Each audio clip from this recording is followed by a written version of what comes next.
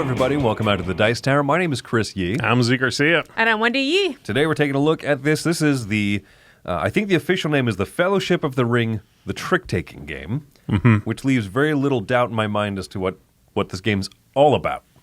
It's about the Lord of the Fellowship of the Tricks. What is a fellowship? Is it just a group of friends? Yeah.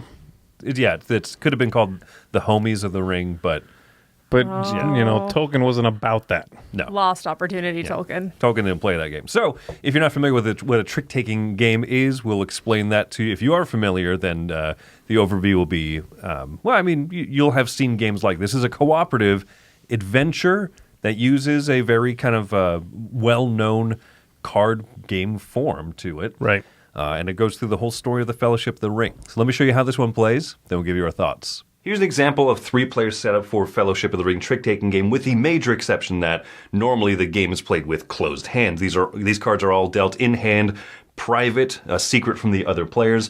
I just have them face up here for the demonstration for this overview. Every chapter, you're going to read the opening text here from the book or a summary of the book for the chapter, and you'll flip it over, and then you'll do the setup. Your goal in this game is to cooperatively accomplish all of the goals for the characters that you choose. The makeup of the deck of cards here is shown on one of the player aids. You see that there are hills, mountains, forests, and shadows, numbers 1 through 8. Those are just 4 different basic suits. There's also a ring suit, which only has cards 1 through 5, including the one ring, which has a special ability. It is the only one that can automatically win a trick. Now, if you're not familiar with trick-taking, I'll explain it very simply here. But let's go to just the opening setup. So after you've read the story, you laid out the characters, you will deal out all of the cards so everyone sees what they have of the different suits and everything. One card will be a lost card set to the side, not in the shuffle. Certain characters can interact with the lost card, but not always. Other times it's just a card that's not in play.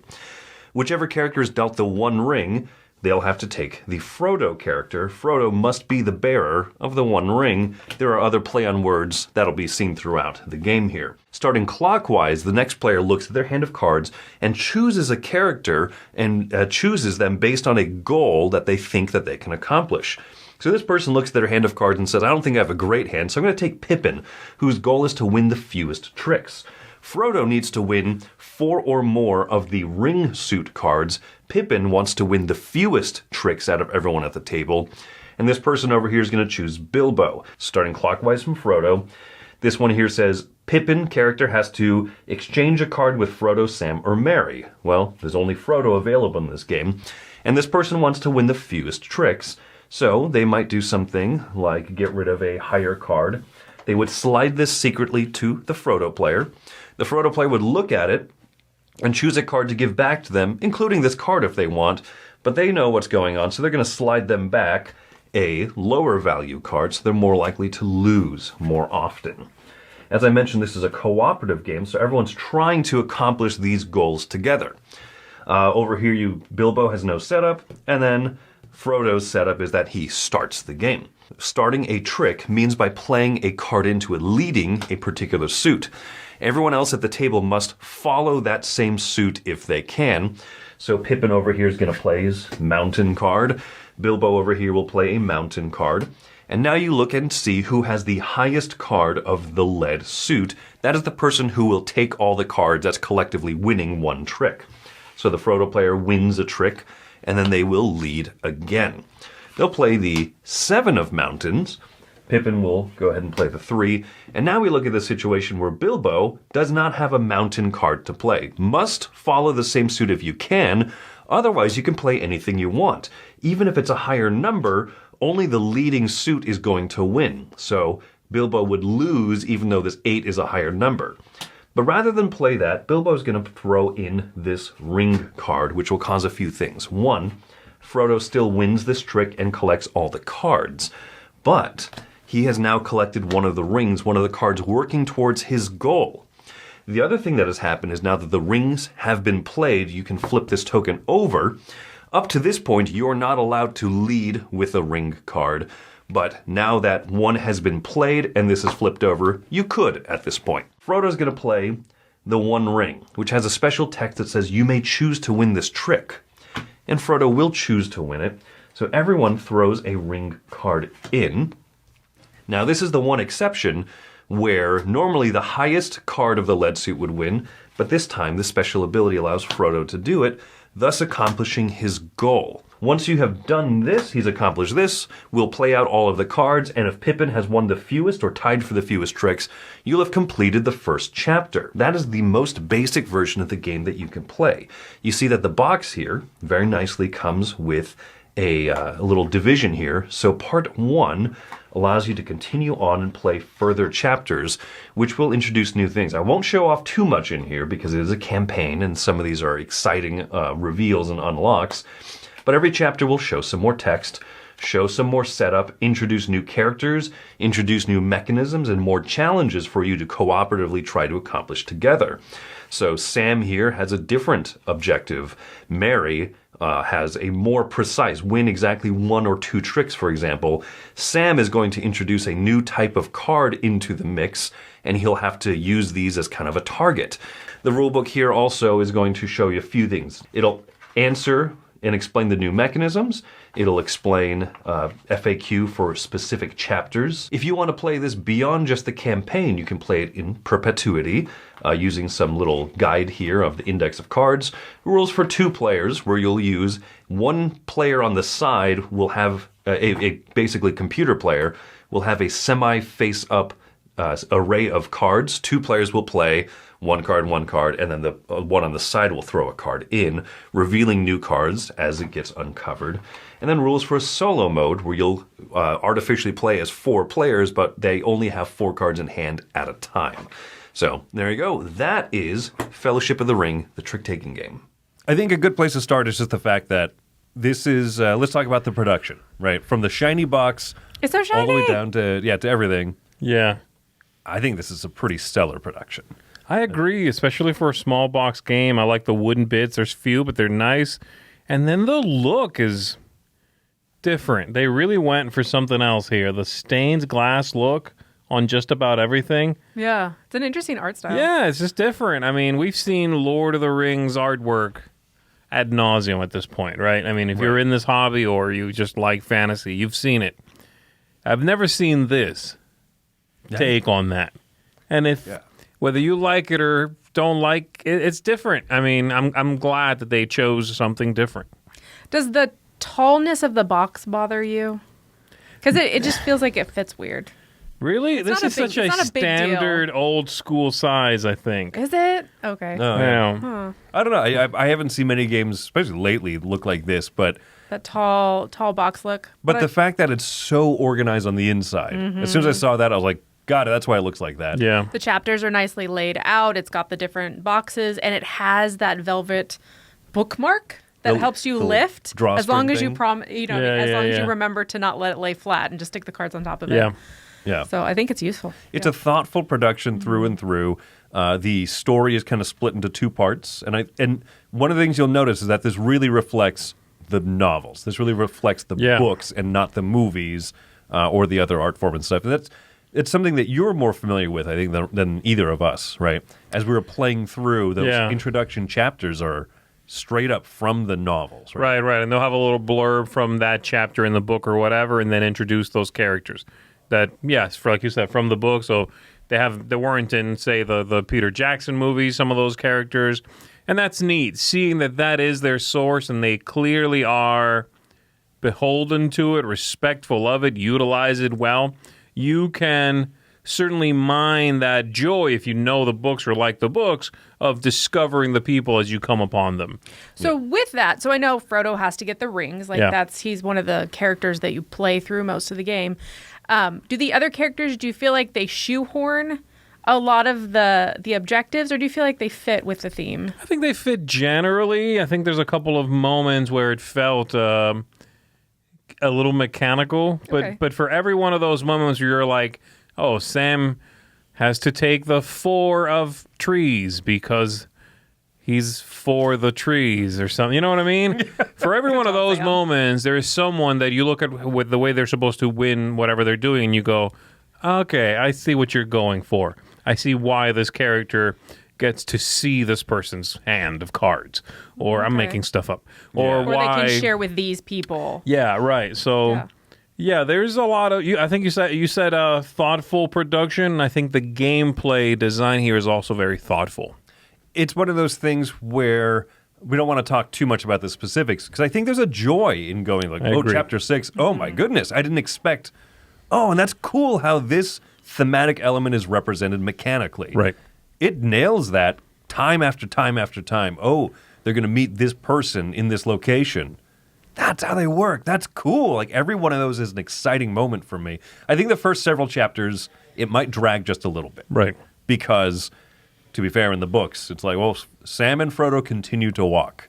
They encounter a farmer. Play the farmer chapter. You're like, okay.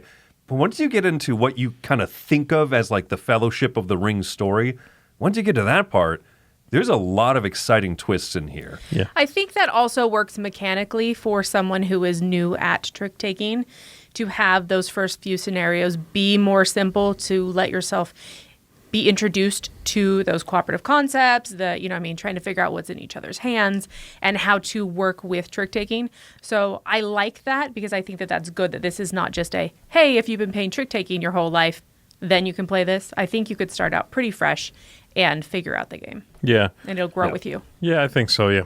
Yeah, the mission system of how do you win each hand, right? In the overview, it showed you like what the first mission could be. Mm-hmm. And they get much tougher than that. And I think it has a pretty good ramp up where, depending on the mix of the way that the cards are dealt out, you might not succeed on the first or second chapter, right? But you start to kind of learn those, oh, I shouldn't have played this, and forced you to play that, which caused us to lose.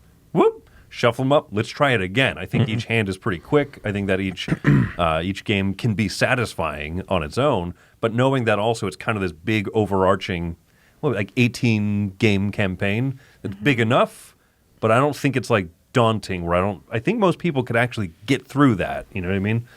One small complaint I have, and I agree with you that yes, it is doable, and it feels very much like you can get through the game. I find that the balance of sort of upkeep to gameplay is a little heavy on the upkeep part. And if you have to replay one, I suppose that goes away a little bit, or you just want to stop and play one a lot because you happen to like that setup or those characters or those conditions or whatever. But read the story, figure out how the characters want to win, draft them. The trick-taking part is like a fairly small part of each of those chapters. And then you're like, okay, gather up the cards, open up the next thing, read the thing, who's in, who's out, oh, no Pippin, okay. I don't know. I wish there was more trick-taking in this trick-taking game, I guess, if that makes sense. Interesting. Yeah, I mean, I don't know. Do you have different thoughts on it? I guess my thoughts. So I am regularly comparing this to The Crew. That's instantly where my mind goes. Sure. And I think because this story is a fleshed out story, we know the story, and even someone who doesn't really know the story, there's still story in this, much more than there is in The Crew. Right. And so I think I'm okay with that. But I do see where you're coming from. I haven't played The Crew 2, so correct me if I'm wrong here, but from what I hear, it's very replayable. Mm-hmm. You can shuffle up and give somebody a new condition, and now you've got a different game you're ready to play, and it feels different from the last one. And in this one, it's Chapter 4 is generally Chapter 4. They're like a character you won't pick, right? And that will change a little bit, but that chapter will feel generally sort of the same. Mm-hmm. And once you play it, you're like, cool, I like that. Dig out the stuff for the next chapter. So there's a lot of digging out the stuff for the next one is what I mean. As opposed to in The Crew is more like shuffle up again. And with The Crew, even the first one, I would just go to a random page in the book and be like, we're playing this one again. Yeah. And that is a little bit harder to do because you don't have that book element. You can go through the campaign again, but randomly being like, I liked chapter 12. I don't know what chapter 12 was, but you know what I mean? It's it's less playable. That's not that big of a complaint. I don't want to sound like I'm, slamming on the game at all. I'm just saying you want to get this if you want to go through the campaign, and that'll be easier to do than random one-offs. The Crew is better at that. I agree, and I think it's worth, and like I said, I'm not dragging down my thoughts on this at all. But it's a fair thing to bring up because if you are saying, "Ooh, is this going to be like The Crew but with Lord of the Rings?" No, it's going to be a little bit more involved. Every time, let's move on to the next one. Oh, there's more character cards. Older character cards come out, but hold on to them because they might come back in later. Right. There's a lot of there's just more work to do in between each session. I think that's a fair thing because I think that this has a better thematic payoff, right? Oh, yes. Yeah. Like many thematic games are going to have a little bit more upkeep to bring out that theme. Or as the kids say, is the juice worth the squeeze? And in my opinion, I think so for this one because I'm so excited to get to that next story that I want to go through that setup and I want to see, what are the new characters? How are these going to, if you take this, what are you telling me? That type of stuff. Yeah. So would you guys say if someone is not a Lord of the Rings fan, would this be worthwhile for them to play? I think it's too specific. Yeah. You got to like it at least a little. You know what I mean? Right. You don't have to have read the book, and you'll come across characters that if you only watch the movies, you'll be like, who is Fatty? Who is that? Right. But I think if you don't know or enjoy the Lord of the Rings, The Crew, you get away with like not caring that they're in space or under the sea or whatever it is. Yeah. Who cares? Like, it's not thematic whatsoever. In this one, I feel like Chris is right. There's theme. This is a thematic game. Yeah. If it's working against you, I think you'll feel it. I agree with it because then you're not going to say, let's read the next story card. Yeah. No, you know what I mean? I think you have to have a little bit of that draw. You don't have to be a huge Lord of the Rings fan, but if you like the movie and you're like, that was cool, what's the cards like?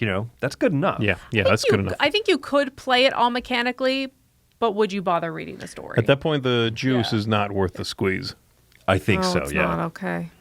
No squeezing juice here. Yeah. Mm-hmm. So we've said a lot. We've said also some kind of warnings about what you're going into to expect and everything. Right. Why don't we wrap up with some final thoughts and scores here then? Who wants to go first?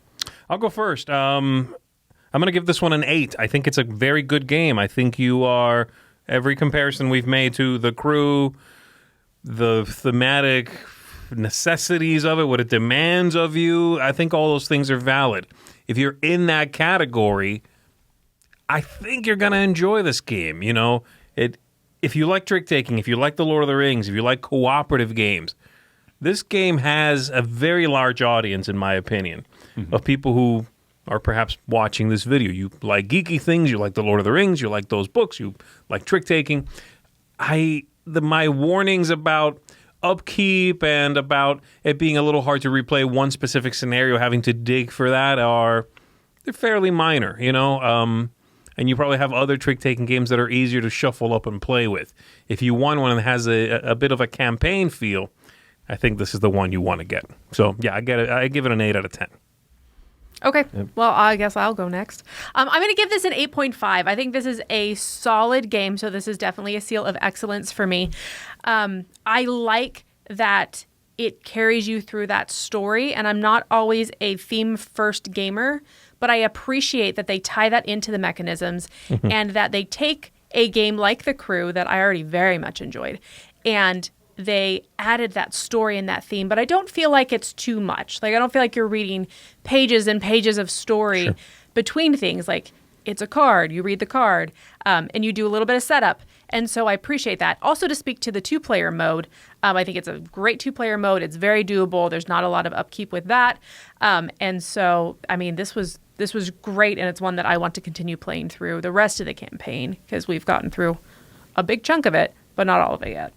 Yeah, well, so my rating of this is a 9, and part of that is as well is because the 2-player mode I think is phenomenal. Right, nice. I've always enjoyed when I had played through the entirety of the first The Crew, just 2-player, and you have the little like bot set of cards on the side. Yeah. And I think I like the way that this one does it a little bit more. It has that 7 Wonders duel-ish kind of like reveal the pyramid, and that's so fun.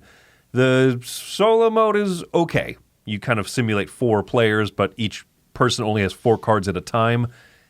It's a serviceable way to get through. I think if you're a diehard Lord of the Rings fan and solo gamer, it works. But I don't think I would necessarily recommend it just for that. Right. But even 2 through 4 players, this is phenomenal. This is amazing. And it's just so surprising the twists and turns that it throws at you. Like I said, go through the first 5 or so scenarios. I'm like, oh, these feel good. And then as you start getting deeper into the well there's a lot more to pull from, and it is pleasantly surprising at every turn. It does have the mode once you've played through it all, or I guess if you don't want to play it as a campaign, it tells you which cards you can use for just kind of free play mode. And I appreciate that because maybe I won't say, let's go back to chapter 8. That one was great. I don't know, right? But having just kind of a free play mode, great. I think this does so many things well, and I want to play through it more and more. So there you go. A high score of a 9, giving Fellowship of the Ring, trick-taking game, a seal of excellence from us here at the Dice Tower. So thanks so much for coming by this one. My name's Chris Yee. I'm Z Garcia. And I'm Wendy Yee. And you have my axe. And my sword. My magic? I don't know. You got to watch that What's movie. the other thing you say? Yeah, we got to watch that again.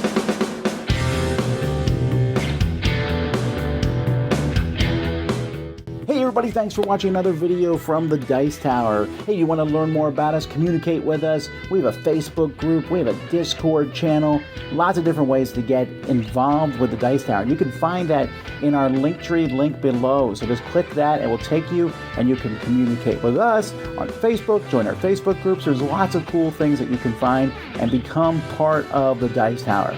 Thanks so much for watching. I'm Tom Vassell.